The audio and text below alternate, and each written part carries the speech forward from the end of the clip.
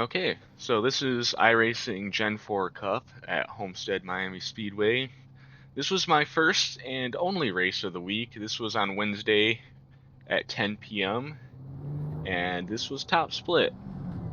I was rolling off P4 after qualifying, and the pole sitter turns out to be NASCAR Xfinity Series driver, or part-time NASCAR Xfinity Series driver, Mason Massey. So maybe not the strongest strength of field, but definitely some fast guys in here.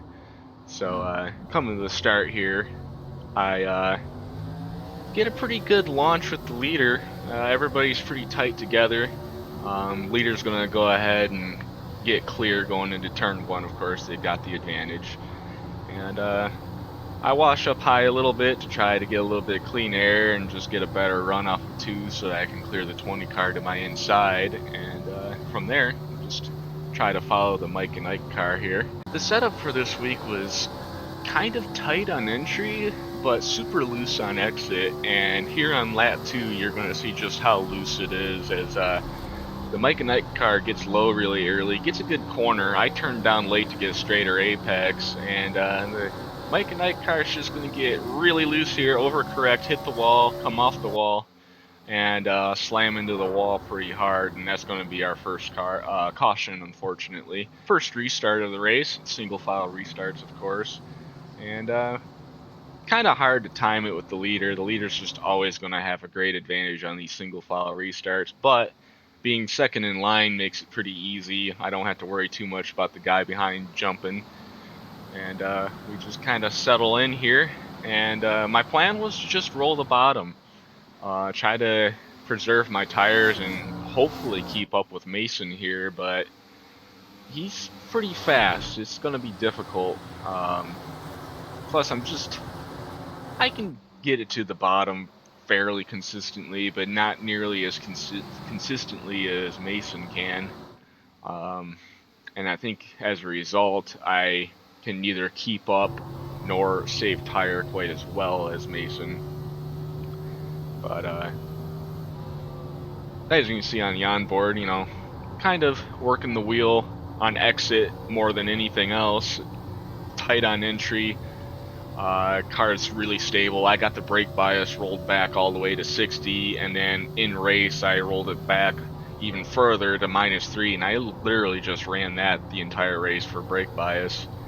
And as you can see, it's still super stable on entry, maybe a little too stable. I'd probably like it if it was a little looser on entry. And our next caution is going to come here. I don't know exactly what was going on here. These guys were literally wrecking for last, and it wouldn't have been a caution if it weren't for one more car coming.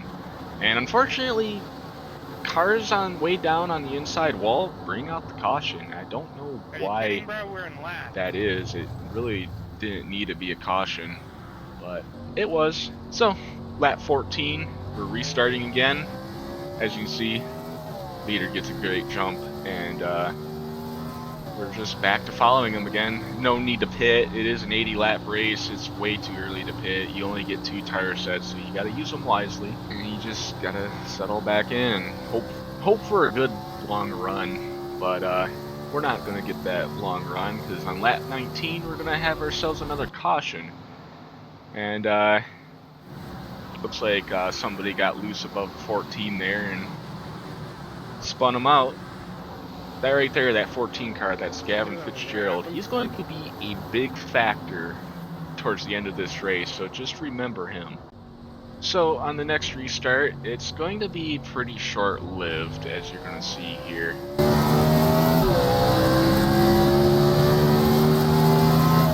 Back on the front, oh my god! Yeah, we had a pretty big incident on the restart here.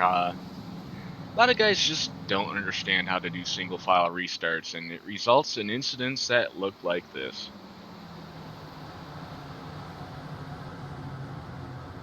So the checkup happens in front of this Kyle Larson car, and as you can see, there was nothing he could do about it. These checkups come fast. Somebody else ahead of him screwed that up.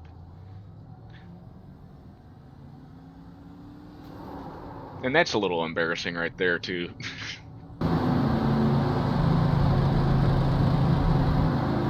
And up to the front of the pack, 27 laps in, it's Greg Biffle. He's gonna get his lap back. As you can see, that's what it looks like from the leader's rear bumper on a restart, just rocketing ahead. Mason's pretty good at getting the most out of the car on restarts, and to me it seems like as long as the tires aren't too worn, when they're warmed up, they grip pretty good. So this is going to be our first proper green flag run. As you can see, we're settling in pretty good, running the bottom. I probably should have tried to search around for a better line, but I was concerned that rolling the top would burn my tires up because I don't know how to roll the top quite as well as that 20 car behind me. And as you can see, he's slowly starting to gain on me despite running the top. And just goes to show that Homestead is a multi-groove track and you can make any line work. And yeah, that 20 car making me work for that second place. Coming off of 2 here, I had a pretty good feeling that he had the run to pass me here, so I decided to do something different. This is the time I decided to change my lineup. I wanted to block that outside since he was so strong out there. And, well, he kind of walls himself, but fortunately for him, a caution comes out as this happens. Seems like just as we start racing, we have to stop. So, lap 42, and this is the incident. 18 car just not listening to their spotter at all. Sorry, that was me. I had no idea you were out there. And since it's halfway in the race, we all come in the pit. Well, most of us come down the pit. This is just going to be a normal 4-tire stop. Nothing fancy here. We'll be able to make it to the end on fuel from here, so...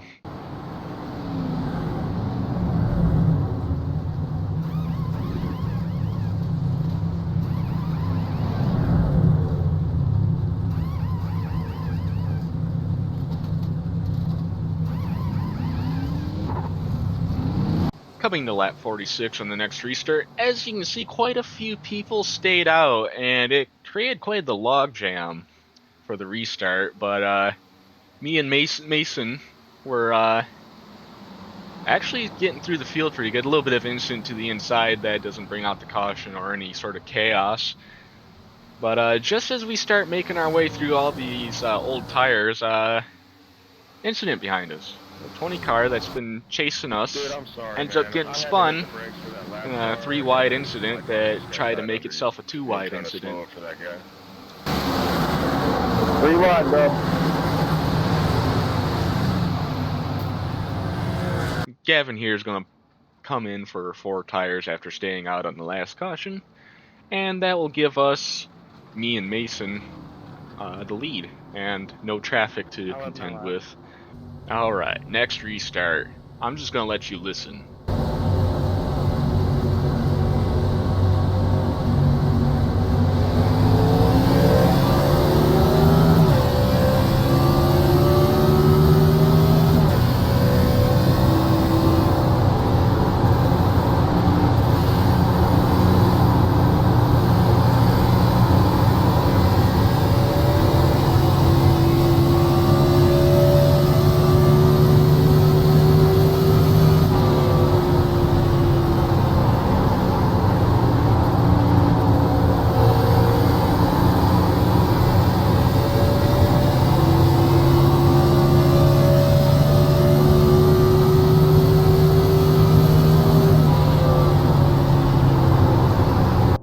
Alright, so this is going to be the next and longest green flag run. And once again, you just gotta settle in and try to run a consistent line. This time I tried to focus on hitting the late apex a little bit better. I felt like sometimes I was just getting to the bottom too early, and watching back the footage, I feel like I was still doing that, just getting to the bottom too early. And it really makes the car loose if you have some wheel in it on exit. You want to straighten that exit as much as you can to get a good runoff. It's really everything, and I think that's what I was missing this whole race. I just couldn't get the car turned down late enough to maximize the exit like Mason could. I could do it sometimes, just not consistently enough. So after the 20 car was involved in that incident, the next car that was going to challenge me here is Chad Stearns in the number 2 car. He finally made his way to the front. It seemed like he was making his way to the front, and then a caution would come out and kind of reset his progress. So now, with a long enough green flag run, he's starting to really show his overall pace. And much like the 20 car, he can run the top pretty well without hurting his tires, and he's definitely catching me. And finally, after chasing me down, he does get by me just in time for a caution to come out on lap 72. And this is what brought out the caution, and of course it's the Dale Jr. car causing it. I don't know what the plan was there, but it didn't work, obviously. For this caution, we're all going to pit. All of our tires are worn, and if you don't pit, everybody else will. So pretty much everybody came in the pit, and the whole time coming down pit road, I'm thinking, some folks are going to take 2, and I got to take 2 tires as well to defend my position. I got to make sure I don't lose spots on pit road. I'm half expecting Mason to only take 2 tires. There's only a few laps of the race left, and you generally don't wear your left sides too much, so I figured it was a good call to go 2 tires. Little did I know how good of a call this was actually going to turn out to be. For one thing, I come off pit road first, ahead of Mason, which was a pretty big shock. I expected more people to take 2 tires. It actually really only looked like a couple other people in the back of the field took 2 tires. I actually could have taken 4 and probably came out where I came in. But sometimes you gotta try something different anyways. And remember when I said Gavin Fitzgerald was going to be a factor? Well, he was out of tires, so he stayed out, and that makes things a little bit interesting. So coming to the restart on lap 77 here, I almost lose it, but I held on to it. I was ready for it to get loose, and Gavin got a great start on old tires, but unfortunately I got super tight, and cold tires just don't have grip, and these tires didn't fire off like I needed them to, and Gavin was able to pass me back on the backstretch just as a caution came out. And of course that means a green-white checkered attempt. And this is what brought out the caution. This was one of the cars that took 2 tires. He loses it right in front of Dale Tannehirt, who's a streamer on Kick. He was very upset about that because it destroyed his car, as you'll see here in a second. And there's a lot to unpack here because a lot goes on. And I'm just going to let you guys listen. Damn, I think you're driving out the all up or something. I don't think you're making back the pits. You're destroyed anyway. What was that? Never mind, you'll make it back to the pits. You're junk though. You literally don't have a right front wheel. Dan, if you stay out, there's restart. I'm protesting you. You have to pit. Cannot stay out. If you do, you're a total piece of shit. No, I'm not. You can quit crying though, but I'm probably gonna stay out now that you threatened to protest me, with all due respect. I didn't cry about anything, so go fuck yourself. I told you to get off the racetrack. You threatened to protest me, that's crying. It's okay though. I'm sorry you're upset. I'm gonna stay low, so don't worry.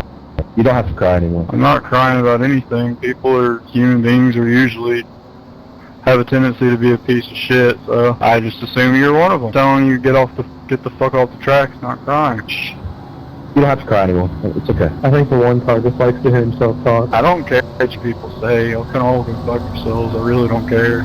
Coming to our one and only green-white checkered attempt. I knew I had to get by the 14 here.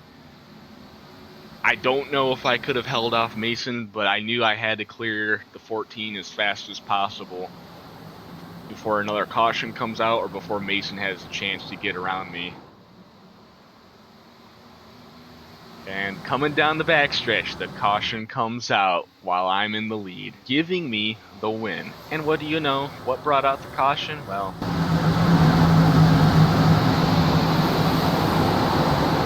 Get off the track, Dale.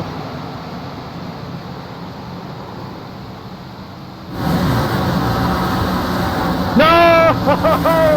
Damn it! Dale Tannehirt with no right front wheel ends up causing the caution, pretty much handing me the win thanks to him. I'm not sure if I could have held off Mason. I might have been able to roll the top and just try to maximize momentum down the backstretch to beat Mason, but Mason's good enough that I think he could have threw a pretty good slider on me.